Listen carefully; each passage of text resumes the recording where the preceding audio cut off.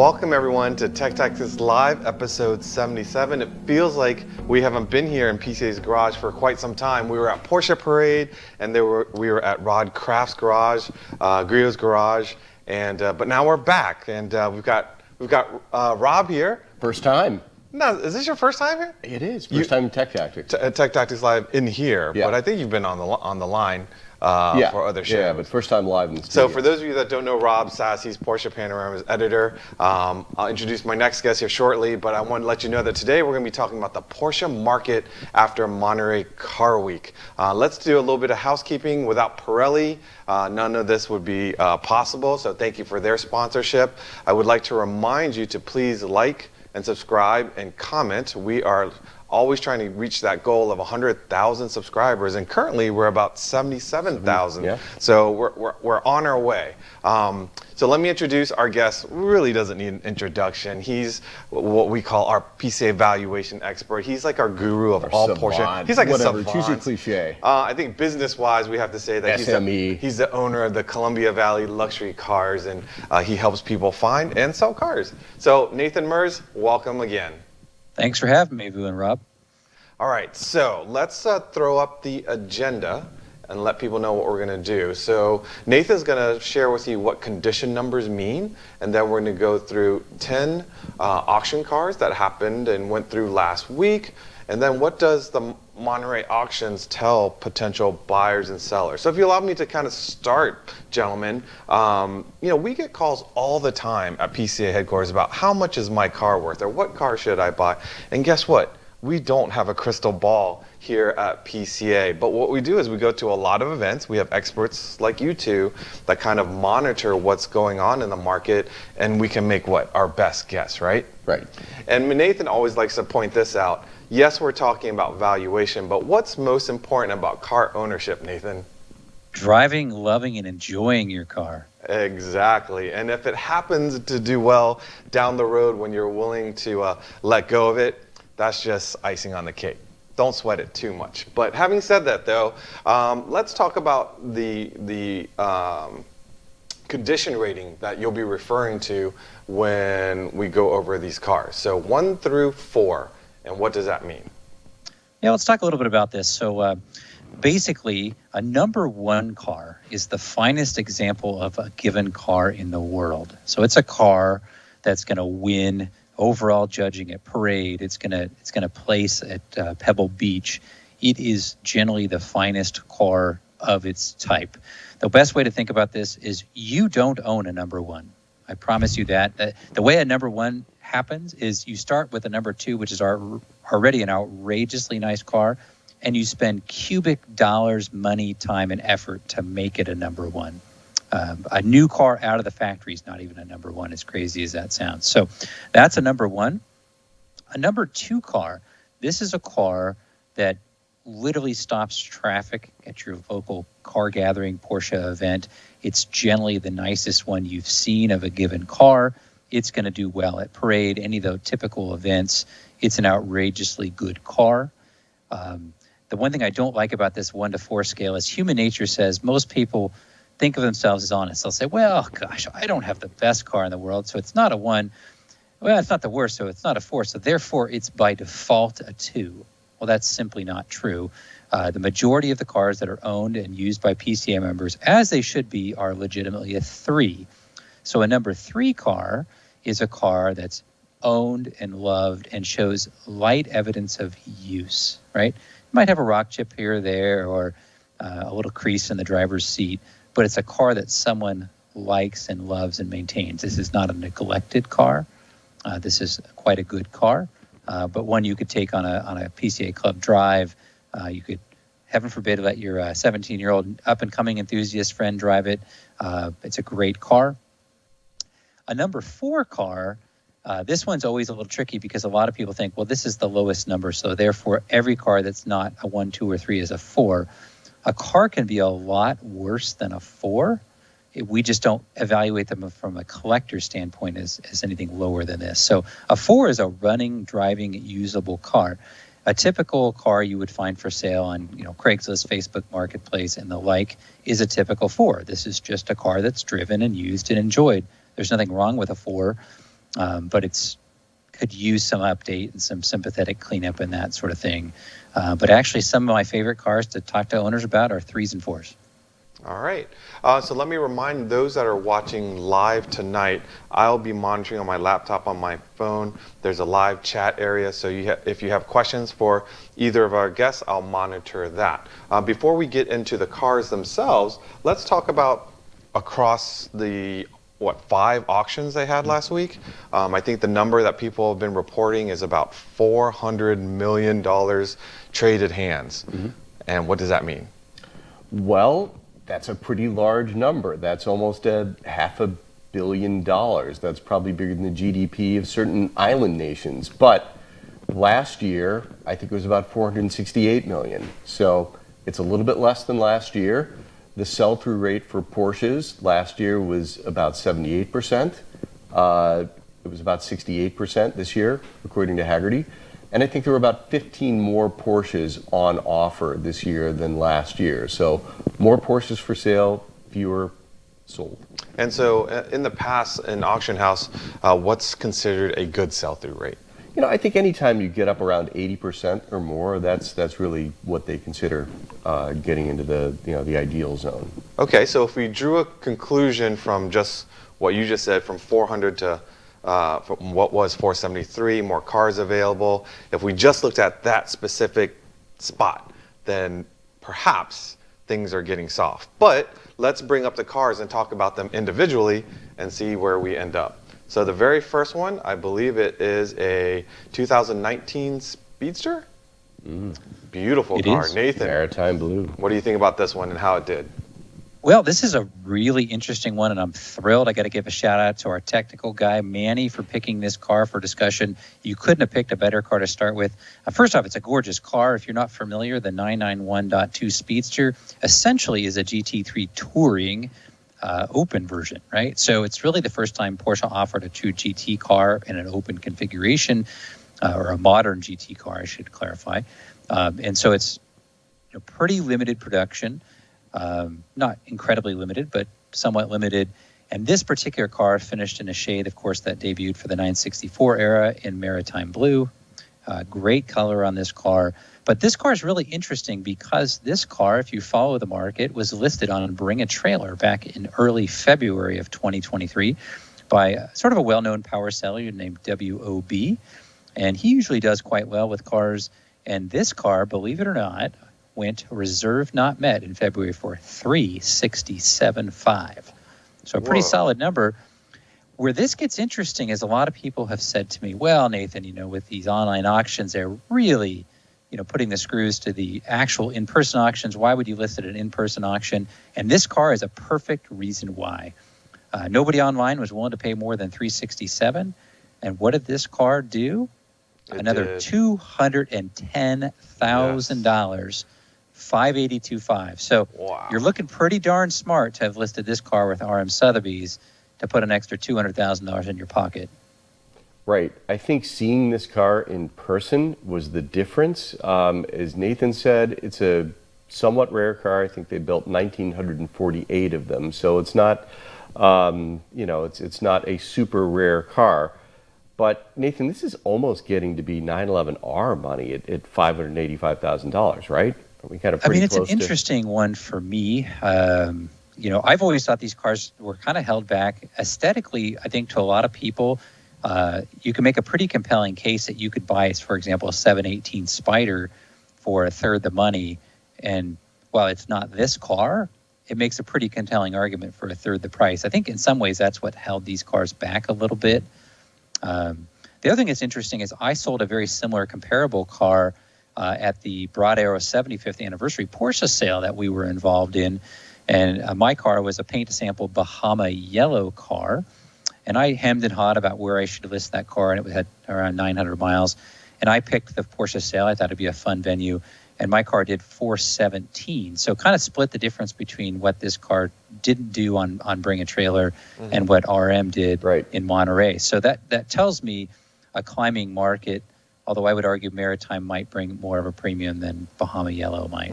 Yeah, I would agree with that. We should also mention, I don't think we did earlier, this car had 400 miles on it. So there is that as well. So obviously from the seller side, I think they did well. Yeah. But how do you think from the buyer side? Was this a good buy? If you want a maritime blue 991 Speedster, find another. As I said earlier, from my standpoint, I do agree with Nathan's case that 718 Spider makes a pretty compelling alternative to this. But again, this is close to 911R money, and between the two cars, me personally, I'd rather have a 911R. Ooh, this is a beautiful car. So congratulations to the bidder and congratulations to the seller. Let's move on to the next car, someone that might be more at the mortal level. This is a 2016 Cayman GT4. This is a really interesting sale. I think one of the things that's worthy of discussion is a lot of times people don't give a lot of thought to where you place a given Porsche, and there's a lot of choices when you're a seller. And having either an expert guide you on this process or understanding where might be a best venue. This car is an interesting one because this is a pretty lightly optioned car, $95,000 original MSRP. However, it did have buckets, fairly low mileage, not outrageously, I think just under 10,000 miles on this car. And currently, if you sell one of these things in the online auction format, a plain color with buckets, light MSRP, with this kind of mileage, they generally will sell for MSRP, give or take a couple dollars. However, you've got a really, really critical audience. Now, this car sold for $100 at Mecum, which is not a Porsche critical audience. And I would argue that's a good venue to sell a car if, for example, it has a bad over-rev report, or maybe it's been spent at the track or something like that. I don't know about this particular car. But I think Mecum was kind of a strange place to put this car, but they proved that they brought slightly higher than market. I think they probably did a 5 to 10 higher than market in what I wouldn't have thought was the ideal venue, but sort of an interesting choice. In general, Porsches did pretty well at Mecum, and we have to remember too, the out-the-door price on this car was $110,000 with the buyer's premium. So, I would say this car was well sold. Yeah, and absolutely. Just to put into perspective, that car has been kept for what, 6, 7 years? Yeah. After it was first rolled off the dealer floor, and it's still commanding that kind of money. That's over MSRP. That's pretty good in my 9,400 eyes. miles on it. Yeah, it's amazing. All right, you guys ready to move on to the next one? Mm-hmm. This 2012 911 Carrera. Also an interesting one. So this is a first year. This is a launch edition 991. Great cars. However, this particular car, with one exception, is a pretty, dare I say, kind of what I would refer to as a dealer spec car. Arctic silver black, very lightly optioned car. It does not have full leather, as an example. MSRP on this car, when new, is $94,000. So not a particularly well optioned car, nor a particularly uber desirable configuration. The car was a manual transmission, which I think helped. But this is a car on the outside. Let's just say you were selling this car in the open market, which struggled to sell at 68. So this car did 75 or 82.5 with the premium. So the seller did well. They picked the right venue for that car, particularly with 31,000 miles. I think on the outside it was a $65,000 car. So someone paid a premium to buy it at the auction. Yeah. So Nathan, these 2012 cars are normally aspirated, non-turbo. Yeah, .1 991. Yeah, so with that and being a manual, do you think these cars will have more staying power, just the fact that they are naturally aspirated?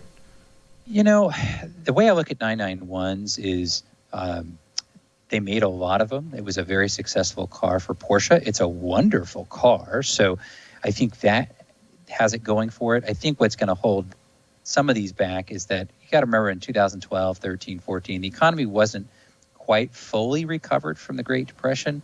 Or not the Great Depression, but the Great Recession, we'll call it. The Great Depression. Yeah, that'd be way, way off. Yeah.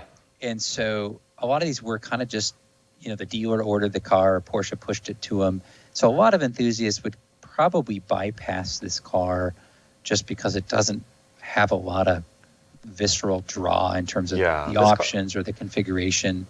Thankfully, it's clean and it's captured well in Right. these photos. Because if Yeah, you saw this it was cow outside, it just doesn't pop. A It's kind of three-time regional Concours winner, and quite honestly, the take rate for manuals, once PDK came online with the .2997, started to plummet, and I think it was even lower with 991. So the fact that this is a manual, 36,000 mile car, those things all work in the car's favor. But I agree with Nathan; it was well sold by almost $10,000. Again, Mecum, which a lot of us wouldn't have thought would be sort of the default place to sell a Porsche, did really well. There you go. Well, speaking of turbos, the next car is a 2007 911 Turbo. They continue to do well at Mecum. This was a 60,000 mile car. Again, not heavily optioned as our 991 was, basalt black with a Tiptronic. I mean, when I think of Tiptronic 997 turbos, I think of cabs. The coupes, at least anecdotally, seem to have a higher take rate for manuals. But it's a 60,000 mile car. It did $106,700, including the buyer's premium. I'd say that was a stunningly good result for this car. Yeah, and this car in person, I think what happens, you get the type of buyer at Mecum that may have been there for another car or is well versed in a particular make, but maybe not necessarily Porsche. But you come across this car at a Mecum auction, and you see 911, you see turbo, you see the wide body, you see the basalt black kind of sparkle. Like it just and honestly, Mecum does a great job energizing the people that are there, right? So you see this, I'm gonna get myself a 911 turbo, and it looks good compared to everything that's around it, right? Yeah, it's a pretty car too. A 997 Turbo Coupe is a very pretty car. Basalt is a nice color, especially in the sunlight. So, yeah, I think somebody was just captivated by the looks of the car and figured $100,000 for a Porsche Turbo is a pretty good deal. And let's not forget, this car packs a big punch. I think it was at 550 horsepower or so. Is that right, Nathan? I think that's a bit. You're being too generous. high. Too generous? 480. Yep. Yeah. 480. Nevertheless, I mean, I think that it's interesting too, because here we are. We're an enthusiast That's channel, your right? Yeah. We're Porsche Club of America, and sometimes we make the assumption that every buyer is also an enthusiast. That's simply not true. I would argue the buyer for this car at Mecum saw the car. To your point, it captivated them, and so they weren't really buying to the market. They were buying to their heart, and they saw it and said, well, that's a neat car. In the grand scheme of things, it wasn't a whole lot of money, and so they bought it, because I would argue this car, you could advertise this car on the open market at $69,995, and it would sit on the open market for 4 months unsold. And so the seller got a 30% premium, because I think they actually were very wise. They put the car in an audience that's less Porsche specific, and fair or not fair, because there's nothing wrong with this car, but the Porsche purists oftentimes will snub this car because of the Tiptronic. And there's nothing wrong with the Tiptronic, and the broader market agreed with that sentiment. And so I think that was a well-placed car to put that car at Mecum. I agree. And somebody 100%. will get a lot of enjoyment out of this car, especially if you live in Southern California or someplace where there's a lot of traffic. It's a great car, and I think, if I remember correctly from the information, the car had some good maintenance done. I think the coolant pipes have been pinned on the car. So, it looks like a car that's ready to go, ready to enjoy. There you go. All right, this next one is a stunning outcome, and I'll just leave it at that and let you boys talk about it. Yeah. This one is so interesting. So a 1993 928 GTS. One of the things that's really interesting is, and I'm thrilled that we got the opportunity to talk about a couple cars that fit in this mantra, because, again, so many people just say to me, well, I would never consider anything other than typically bring a trailer right now. And I said, well, hold on. That's not always true. It's a great venue. It can be a great venue, but there's many other great venues.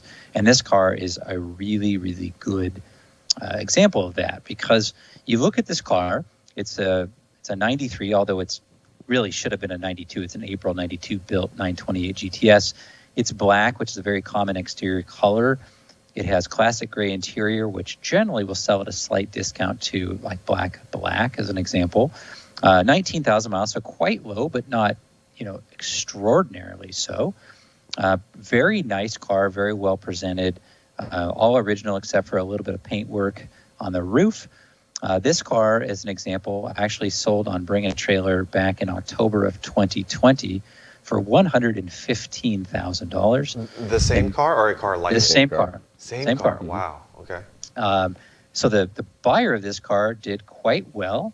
And again, he or she was very, very smart because he took that car to RM. And if you know anything about RM and 928 GTSs, they seem to have the secret sauce because the 3 world record results for 928 GTSs are all RM sales, led by a $365,000 sale last year of a Midnight Blue example. So this car hammered with premium at $268,800.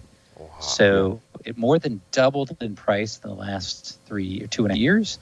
And I would argue it's not that market doubled. I would argue they put it in the right venue. Right. One thing that we should mention about 928 GTS is obviously the last iteration of the 928, but just the giant delta between an automatic and a manual GTS. Yes. More than double the money for a manual over an automatic. Now there are also with the GTS a lot of unique body parts for Rear GTS. fenders. Absolutely. An amazing car. I mean, Porsche has a habit of doing that with outgoing models, really giving them a big send-off. They did that with the 4-cylinder transaxle cars, the 968, and they did it with this car, the 928 GTS. Just phenomenal car. Nathan, did you say the light gray interior added or took away from the value of the car? I would say took away a slight amount. Really? Mostly, now this car sort of helped because I think this car, the interior presented quite well. But That's typically, what I was thinking. Yeah. the gray interior doesn't wear very well. And so if you oftentimes go see another one that, for example, has black, even if they have a similar level of wear, the black interior generally will look more crisp. Yeah. It just doesn't show the same For me, wear. looking at this car and not knowing what you just said, I think the white or the gray interior can't hide things, right? It can't hide the wear, it can't hide the scuff marks. So to see it in this level of cleanliness, I'm thinking, man, this car has lived a good life. So to me, it adds because I can see how well it's been loved. Right.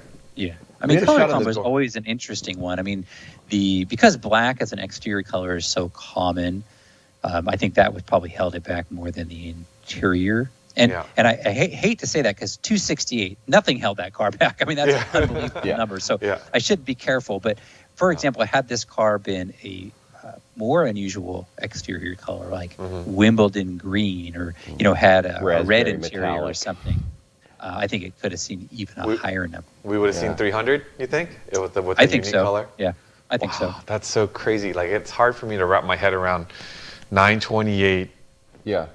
and that kind of money. Wow. Yeah. No, Well, good Although for them. inflation adjusts that's still a loss compared to what these cars sold for new. Hard to believe. They were over $100,000 new. So Wow. In 1993, so Yeah. probably double Wow. in today's money, more than double. Was that a U.S. spec car? Was that a federal spec car? It was. I saw a quick shot of Yes. the VIN. Okay. Yeah. Okay, let's go to the next car that was at Broad Arrow Auctions. We're looking at a 1973 911 T Coupe in a very unique color. Sepia brown. Sepia Yeah. brown. Yeah, I saw this car. It's an earlier 73, so it's an MFI, manual fuel injection 911T. Same owner for 30 years, an original blue plate California car. A lot of the paint on the car was original. It was, a lovely, Driver? number 3 driver Yeah. quality car. Sepia is a color that, unless it's brand new base coat, clear coat paint, doesn't have a whole lot of pop to it. And this car, being a largely original paint car, maybe didn't have a ton of pop, but it was a handsome car. And I was there when it hammered at 90, and with the buyer's premium, that was about $100,800. So, it seems like a market result to me. So do you think that sepia brown is polarizing? And if it was Yes. same car, same condition, but any other color, it would Honda green or something. it may have done. Yeah, it probably would have done a little bit better. But I mean, this is, I think, a pretty good result for an MFI 911T. One thing I want to talk about is, you know, some of the prices and where we're expecting them to be with the estimates and such, and where they're hammering down. We've been on this like stratospheric rise in values of cars for like the past, what, 5-6 years at least. Right. And even if you see a little bit of, you know, some of these cars where they're coming in a little bit below estimates, it's still at a phenomenal level. Right. I mean, in 2012, this would have been a $30,000 exactly. car. That's what I'm getting at. Like I used to be able to say, oh, I could probably buy a long hood driver quality, you know, for 30, 40. Right. I can't this say car that. tripled in value in 10 years. Yeah. So it's still, even though it didn't hit the estimate, it's still doing really well. I would say it was a market appropriate result. What did you think of the car, Nathan? Well, I mean, a couple things. I think the car, you know, sepia brown was an unsaleable color for many years. And then when the long hoods got more popular in about 2012, 13 and started really heating up, people started accepting sepia brown. Don't get me wrong, there's some fans of it, but for the most part, most people, they might buy it, but it wouldn't generally be top of their list. And one interesting thing about sepia brown, if you're ever going to find an original paint 69 to 73 car, I'm willing to bet you $100 the most common one that has original paint is sepia brown. For whatever reason, that color, that paint held up really well. The single stage colors hold up a lot better than the two-stage cars of that period. And the sepia browns a lot of them seem to survive. And so there is a fair amount of these cars available on the market that are original. And this particular car, what I say is it just wasn't particularly crisp. You know, it was not a bad car. It was clean. It was a good car, but it didn't stand up, right? And so I would argue this car was actually well sold. At market peak, this car would have done 127. I think really what I think market number on that car right now is more like mid 80s to 90, which is exactly what the car hammered at. And so I think somebody could spend a little bit of time just crisping up a few details, would have made the car stand up a little taller, and it would have done a little better. But I think I would consider this reasonably bought and reasonably sold. Yeah. I do love the original radio in the car. It has its original AM/FM Blaupunkt radio, which I think is pretty cool. Well, real quick, before we go to the next car, though, I want to make one observation. I was just sitting here looking at our list, and, you know, a lot of people are saying, oh, gosh, the market's cooling. Well, granted, we did pick these cars, but it's a pretty big cross-section. The first 5 cars we talked about all knocked the cover off the ball, right? True. I mean, this is the first car we've talked about that I would say really just did market correct. The first 5 really exceeded market value. So that's an interesting point before we move to the next few cars, which a few of them might have sold under historic market numbers. Absolutely. So this next one also might be polarizing to some because it's not a 911. It's actually a 1966 912. And you love 912s. I do, and I don't mind sand beige, which this car is. And you know, it was shown with a roof rack and a surfboard. This is they're playing on the patina is cool. Patina. This is a cool. 4 car, right? Yeah. Yeah. At best, I mean, this car, you know, it sits somewhere between preservation class and barn find. The paint was utterly flat on the car. It had peeled off in places, revealing primer. It was, you know, it was first paint on the car, but there's really nothing to preserve or conserve here. This car really is in need of a respray. You know, it had its charm. It looked like probably it was a black plate California car. I didn't get under the car, but no real obvious serious rust, which is very unusual in short wheelbase 911 912s.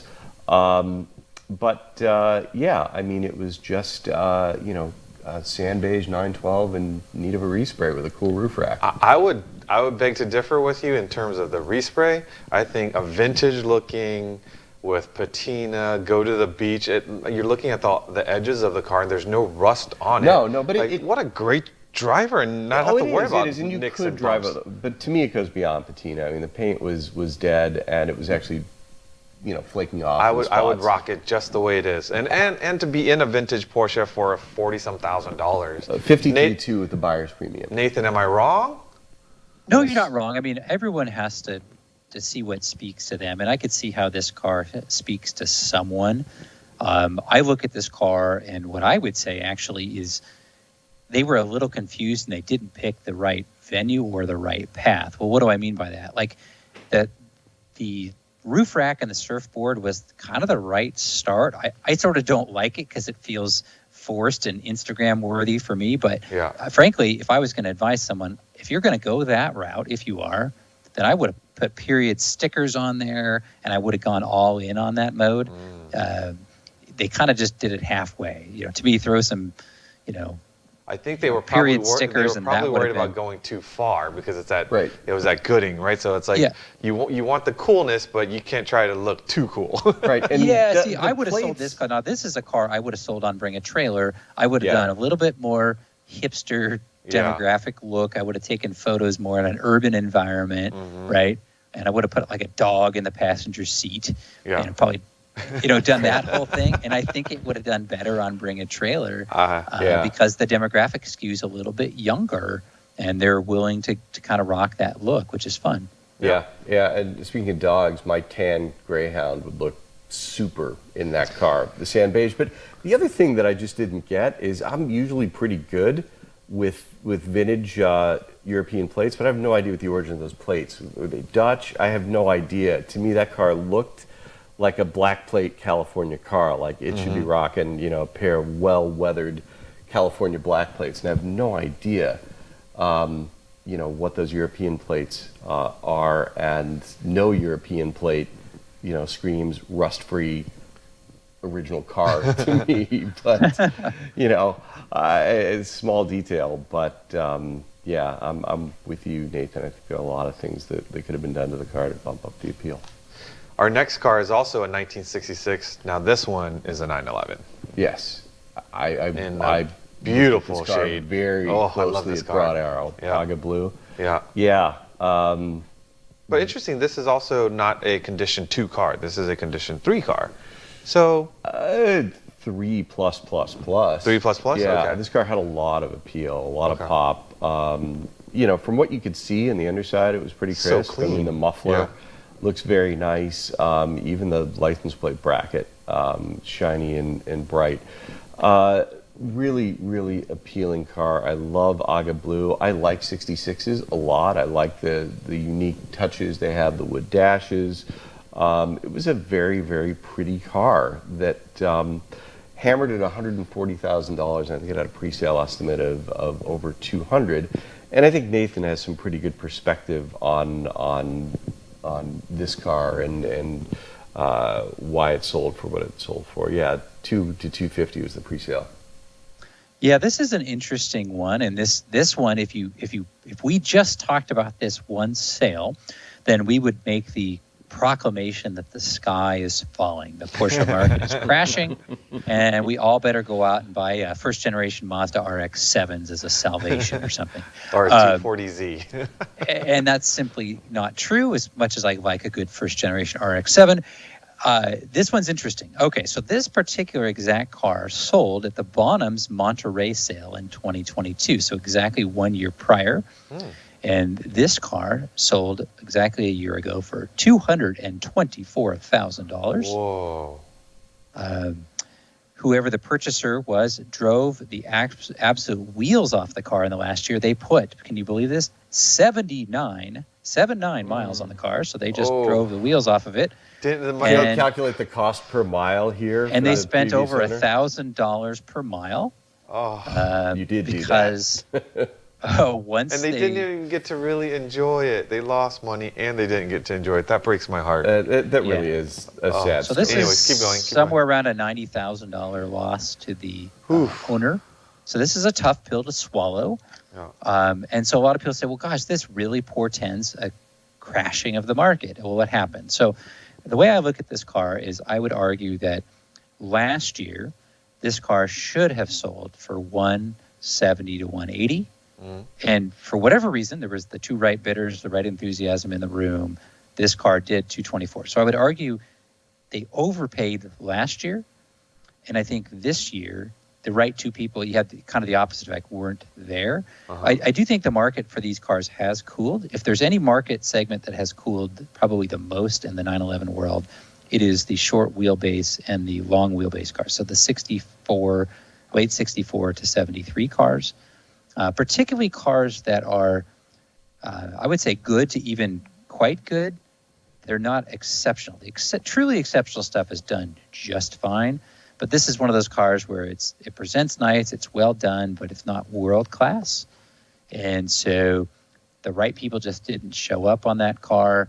And the owner last year probably got exuberant and overpaid for it. And unfortunately, they paid now $1,000 a mile to have had that experience. Do you think they would have done better if it was online? Because from the photos, it looks like a 1 to me, but as you guys are saying, it's not a 1 car. I mean, it looks like a strong 2. I mean, it's gorgeous. You know, you can never say, but I think actually Broad Arrow was a reasonable choice for that car. Mm-hmm. I would argue typically Bonhams doesn't usually bring the dollar on early 911 that, you know, the more higher end catalog sales like, you know, Broad Arrow or Gooding or RM bring. Yeah. And so I would argue they actually picked a good venue. I just don't think it worked out in their favor, unfortunately. And so whoever bought it this time around, I think they're fairly safe, because I think this market is going to continue to cool slightly. But I think they bought it a little bit behind current market. And so even if the market cools a little bit, I think they're pretty safe in this car. I could see it coming down another 10 or 20%, but you're not going to wake up. That's never going to be a $60,000 car again. Yeah, I wish it was. I would buy one, but it's not. Yeah, and I was there when this car crossed the block, and it might have just been something, you know, the run order of the car. I mean, it was, I think, a little bit later in the afternoon, but a lot of Porsche people were at Works reunion when this car crossed the block on Friday, so that might have had something to do with it. The right people just, you know, might have been at Works instead of over at the auction, but it had a lot of eyeball appeal. I took some photos of the car, you know, just before it crossed the block. Blue sky in the background, some jets at the Monterey Jet Center, you know, coming soon to my Instagram feed. You know, it's a lovely car that had a lot of pop, and I think somebody, you know, bought the car right. So Nathan, as a buyer as well as a seller at auctions, is there a strategy for you as Rob was just talking about? Like, there's 5 different auctions going on the same week. There's other events that are going on. Like, do you strive to have your car where most people will be free, or there's less conflict, or you want to run earlier in the day or later in the day? Is there a general strategy that you can share with everyone? Oh, absolutely. You know, and that's one of the things I do is we consult with sellers, because not all auctions are created equal, nor is every auction the right fit for any given objective or car. So if I look, for example, at the lay of the land there, I would argue certain sellers made the right choice. So if you have a car, for example, that the typical Porsche enthusiast might turn their nose up at for some reason, whether that's because it has a modification that, you know, would offend Porsche enthusiasts. You know, we're a kind of a picky crowd, right? Or maybe you have for example, the Tiptronic 997 Turbo. That was a great fit for Mecum, right? Because it's a less critical crowd. And that's a crowd that might just say, hey, these 911 Turbos are really valuable. You know, 100 doesn't seem unreasonable. What they don't know is the average Porsche enthusiast thinks that's a $65,000 car, right? Yeah. And so they pick the right venue. So a lot of it's knowing what you have. So as an example, in the past 12 months, I have sold a car at Broad Arrow. I've done a deal with Gooding. I've done a deal with Barrett-Jackson. And I've sold cars on Bring a Trailer. And I actually sell most of my cars actually just directly through my site and my social media feed and that sort of thing. But each of those cars I picked for different reasons. So, for example, I sold a car at Barrett-Jackson because it was a beautiful car, but it would have offended the Porsche purist because it was a wide-body conversion car. Ooh, and the C word. Yeah, and you know, us nasty Porsche people, I hate this about us, we would have called this a Franken Porsche. It was a gorgeous car, and the car did phenomenal at Barrett-Jackson because the eyeball on this car was off the chart. Yeah. But if I would have run that car, for example, on Bring a Trailer, 20 people would have yelled and screamed and said, "Oh my God, you know, that's not what's on the certificate of authenticity," right? Yeah. So a lot of it is picking the right venue. Where the car gets run in terms of the timing on the sale matters quite a bit. I certainly don't want to be the last couple cars to run. I generally don't want to be the first couple cars to run. I want to kind of be in the meat of the auction. I also don't generally want to sell after, each auction house has one or two cars that's kind of their car that all the excitement's around. Yep. I don't generally want to sell right after that car.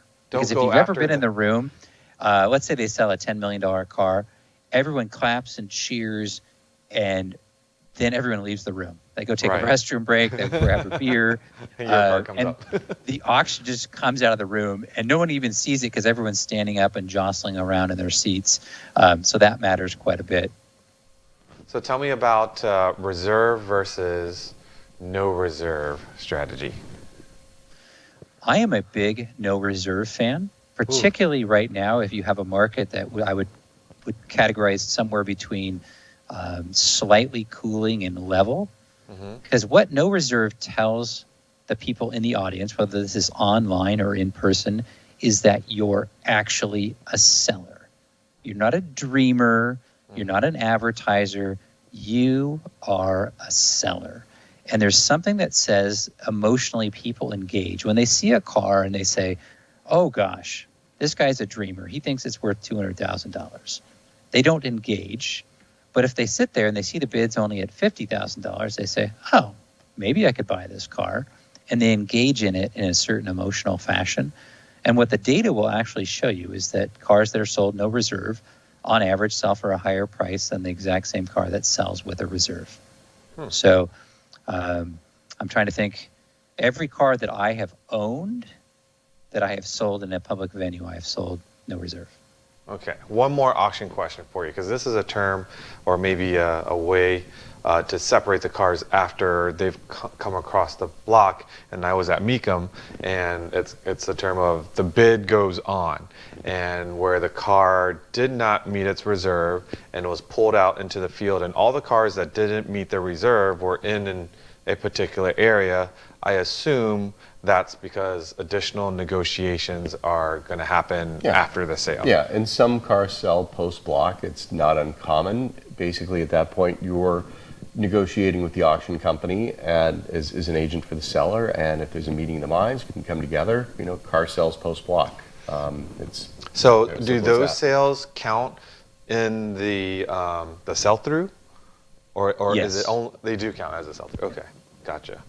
Cool. Sometimes they don't get captured in the early data, so sometimes you'll have to go back and they'll update their figures. That's why typically what they report, for example, end of sale day, you'll see a change. If you come to, say, Tuesday or Wednesday, that following that week, they'll have an update, final number sale kind of thing.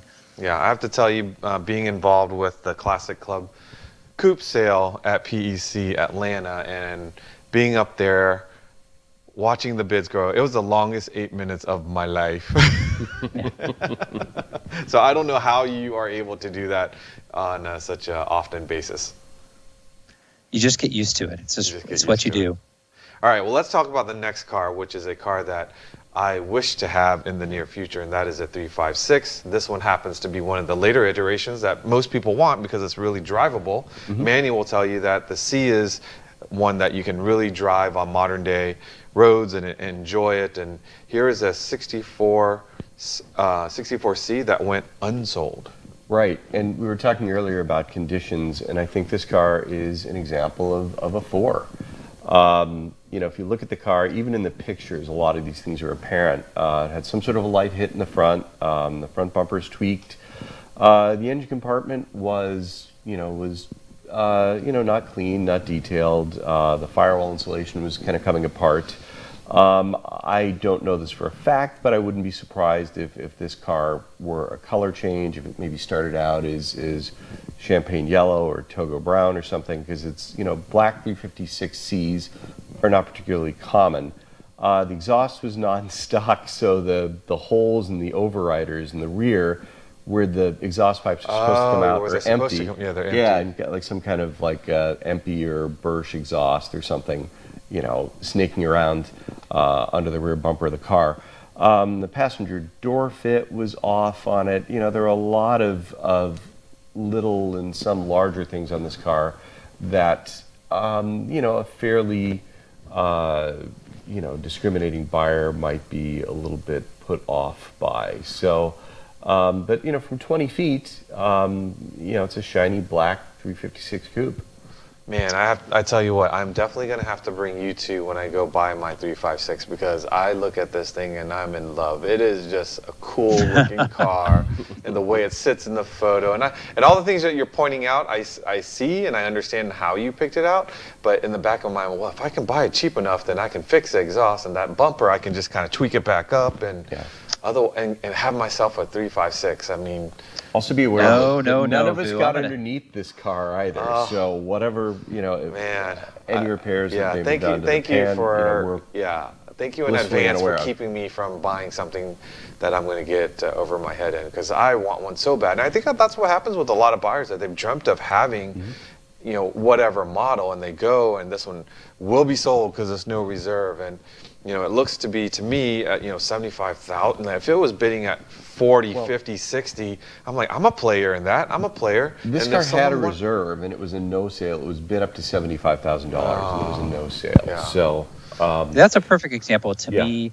That one, I think they picked the right venue because us Porsche people would eviscerate that car from a quality standpoint. Yeah. So I think they picked the right venue, but the mistake that they made is they should have run this car no reserve because. One, I would just come out and say it. I don't think even $75,000 was in the room. The auctioneers know what the reserve is. Oftentimes, magically, they quote get the bid to a number close to reserve to see if they can catch somebody. But $75,000 was all the money for this car because if you step back and you say, okay, if you had a very well presented condition 2-, 3+ C coupe in today's market, it should do between 105 and 125 depending on exact configuration. And so you think, oh gosh, that's back $30,000. You couldn't spend $100,000 to make this car right. It's fatally flawed because 356 people, we love to talk about gaps, and this car I would just call Gap. I mean, you can see the gaps from 20 its nickname feet. would be Gap. Right. And we didn't get underneath it. I mean, if the underside is a pastiche of bad welds and fiberglass, things, it goes downhill from there. Yeah. So they should have taken the 75. I would argue the reason they didn't take the 75 is it wasn't actually in the room at 75. Huh. Interesting. Yeah. I didn't even know about that. And they didn't take the time to really clean the engine bay. I mean, you're taking a car you want to be its best that it can be as it goes across, right? Right. Clean up or respray the air cleaners, put the decals on, get a new piece of firewall insulation, clean it. But Man. All right. Well, the last one is definitely going to be much cleaner, sparkly, and all sorts of goodies designed into it. And this is the 64 356 Emory Outlaw. Now, this is a really interesting car. So us people that have been nerding out on Porsches for a long time, particularly in the 356 world, are familiar with Emory. And, really the Emory family is largely responsible for creating an entire ethic and design around the 356 hot rod, what that looks like, how that could be. And so having just that brand associated with it really adds value. It's a big deal. And so if you don't really know 356s, you'd look at this car and say, well, it's a 356 C cab, where if you had, say, a slate gray red, condition 2 C cab, it's a $200,000 car, give or take. And yet this car sold after the auction for $485,000. And that's largely due to both the brand, but also what's behind the brand. I mean, they're known for exceptional coachwork. They're known for knowing how to develop the chassis. So this car has basically a derivative of a 911 motor where they chop the back 2 cylinders off. So it's a 2.4 liter, 4-cylinder, 911-based motor. I think 185 horsepower. Had a 4-speed 901, 911 style gearbox in it, 911 style suspension.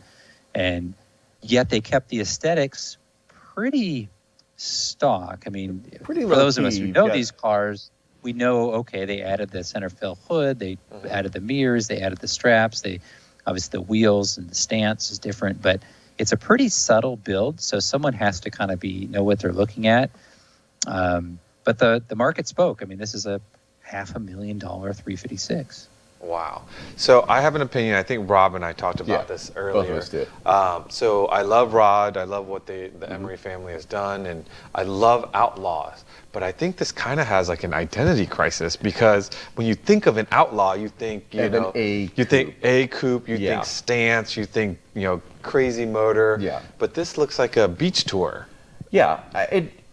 It just can't be. The outlaw does not overcome the inherent cuteness of a That's exactly I think what I'm picking up on is it's with the vent windows. I mean, it's a little bit dowdy. I mean, I love the radot aluminum mirrors, the straps, the fog lights, the sort of all the individual pieces wheels. are great. Yeah, but to me. And, I just am stuck on an outlaw has to be either an A Speedster or an A Coupe. So, a B outlaw for me is somewhat problematic. You add the fact that this is a cabriolet to it, it just doesn't look all that outlaw-y to me, I mean... Well, and the thing is, with what they do oftentimes is they're building it to a customer spec. So this particular, the person that originally built or had the car originally built, this is what they want, and that's what Rod built for them. So I'm sure it made perfect sense to that person. But again, like this exudes a little bit of luxury when it's supposed to exude outlaw, and it's kind of hard for me to process. But still, it commanded big money. $485 is nothing to sneeze at. No, not at all. I mean, it's a $200,000 premium, which is a testament, as Nathan mentioned, to the Emory brand. It's just, it's kind of cute. It's not very outlaw-y. So let's talk a little bit about just outlaws in general, Nathan. Some cars we've talked about in the past. I think Rod Emory's builds has like staying power because of their build quality. But there's other kind of cars that have been modified from stock. Maybe an individual did it or a small shop somewhere did it. What do you say that does to a car's future? Hot rods are an interesting one. I oftentimes get accused of being a snob and only like your original cars, which actually is factually not true. If you come to my garage, you'll find I've got many cars of my cars I own have been modified, but I like them all. But when it comes to hot rods, it's all about execution. If a car is executed well, and what do I mean by executed well? Well, first and foremost, they have a vision which is in alignment with what the market currently wants. So I would argue, like we were talking on that Emory, that was built to a particular customer's vision, which is great, but it's a little bit out of alignment with what the majority of the market is looking for, right? It was kind of this tweener. It was too luxurious and too much of a cruiser, not enough outlaw. And so there's some builders out there that really understand that ethic. I think Emory gets that. I think Singer, of course, has done very, very well understanding kind of creating an ethic around a style. And then there's a lot of people that think that you can create the ethic by just buying the top 25 parts and strapping them on. And that alone will create the right car. And oftentimes they just miss. And it's kind of funny. You can get 80% of the ideas right, and you miss on the 10 or 20%, and the car just looks off. Right. And those cars get punished. There was a car on Bring a Trailer not too long ago, and I don't want to call it out too specifically, but essentially someone had recontoured the fenders. It was a backdate car, so it was a mid 80s 3.2 that they made to look like kind of a ST style car, but they got the fender contour wrong. And so in photos, the car just looked visually too heavy, and the car fell flat, and the builder, you could tell, was upset because they had probably spent $250,000 building this car. And of course it didn't make reserve, barely breaking $100,000. And it just fell flat. Yet another car where a builder, built for less money, but got all the fine stuff right, can be rewarded. Yeah. I mean, to me, this car was like the investment banker who puts on his leathers and gets on a Harley on the weekend. That guy's not an outlaw. This car, this cab was just not an outlaw to me. So all right, so we've gone through 10 cars. What are we going to tell everybody with regards to the Porsche market? The sky is not falling. The sky's not falling. We've seen this before in 2015. A little bit of air came out of the market gradually. The bubble's not bursting. I agree with what Nathan said earlier. I mean, nothing goes up forever. Nathan?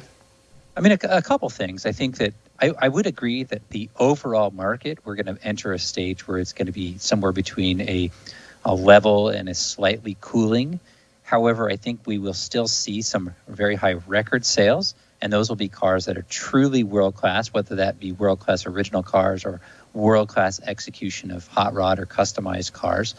But I think where you're going to start seeing things where people start yelling and screaming and saying the market is falling are going to be things like cars that, in 2020 as an example, or 2021 were touted as world-class cars, and we all knew deep down they just weren't. They were what I call shiny turds. Those cars are going to get punished, and so then people are going to say, oh my gosh, look at that car. That was a $200,000 car, and it just dropped to 100. There's the market dropping in half. No, that's the market finally looking around and saying, okay, it's cooled enough that I have a little bit of discretion. I can take a little bit of time to be smarter with my choices and recognize that never should have been a $200,000 car, right? Mm-hmm. And so we'll see some of that stuff. We also will still continue to see a little bit of cooling in some of the modern Porsche cars. People aren't going to be willing to pay, $150,000 ADMs for cars. We're still going to see some ADMs on particularly popular models, but we're not going to see ADMs on regular cars. Yeah, we're not so any see, GT car is definitely going to still have ADMs. To some degree, Yeah. but not the silly, Not the silliness. $250,000 premiums. No, come on. Yeah. All right, so before we close out, I just want to remind folks we recently put up a video from Works Reunion. It's called Crazy Porsche Colors. Manny had a great idea to walk around the field and just point out some of the beautiful colors that we had at Works Reunion. Check that out. In a couple of weeks, many of us will be in Monterey for Rennsport Reunion 7. And if you have tickets, and actually if you have a Corral pass, then you're golden. But if you don't, tickets are still available. But then we are also have an opportunity, if you'd like to volunteer, to be on the inside with us. Volunteers can still sign up, and we look forward to seeing you there. Unstock was announced at Works Reunion. We are going to have the third Unstock in San Diego. That will be November 12th. And that will be together with HRE at their headquarters just in San Diego. Then we have Tech Tactics West comes back to the West in Eastvale, California, together with Porsche. That'll be November 18th and 19th. And then finally in December, we'll be getting our suntan and swim shorts and getting ready for December 9th through 16th, which is Treffin at Sea with Princess Cruise Lines. And if you haven't checked out the podcast recently, we are up to episode 76. And I hope you take a listen there and enjoy, and also comment and subscribe. And guess what? We are just about ready to wrap this up. I want to thank Nathan and Rob, and of course, all the folks at HQ here, Robert, Manny, and the rest of the crew that makes this happen. It feels good to be back at headquarters. We'll see you next time. Take care, everyone. Thanks, guys.